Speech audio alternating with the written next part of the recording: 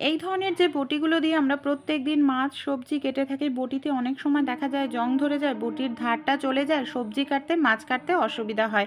বটির মধ্যে আপনারা দিয়ে দিন সামান্য পরিমাণ একটু টুথপেস্ট, যে কোনো সাদা কালারের টুথপেস্ট দিয়ে খুব ভালো করে এইভাবে দু সাইডে টুথপেস্ট লাগিয়ে নিন। তারপর আমাদের বাড়িতে জং পরিষ্কার করার যে শিরিষ কাগজ থাকে, শিরিষ কাগজ দিয়ে এইভাবে আমি একটু ডলে নিচ্ছি। এতে কি হবে, জংটা উঠে যাবে। আর আমাদের যে বটির ধার চলে গেছিলো, সবজি কাটতে মাছ কাটতে অসুবিধা হচ্ছিল, সেই ধারটাও ফিরে আসবে। সামান্য একটু জল দিয়ে নিয়েছি, আবার আমি এইভাবে দেখুন ঘষে নিচ্ছি। এক সাইড আমি ঘষে নেওয়া হয়ে গেছে, এবার আমি জল দিয়ে ধুয়ে দেখাবো যে কতটা সুন্দর পরিষ্কার হলো। জং যেরকম উঠে যায় বন্ধুরা, যে বটির ধার থাকে না, ধার চলে যায়, সেই ধারও ফিরে আসে। এইভাবেই কিন্তু আপনারা বাড়িতে বসেই খুব সহজে বটির ধার করে নিতে পারবেন। দোকানে নেওয়ার প্রয়োজন পড়বে না, 1 টাকাও খরচ হবে না। দেখুন বটিটাকে আমি ভালো করে জল দিয়ে ধুয়ে নিয়েছি।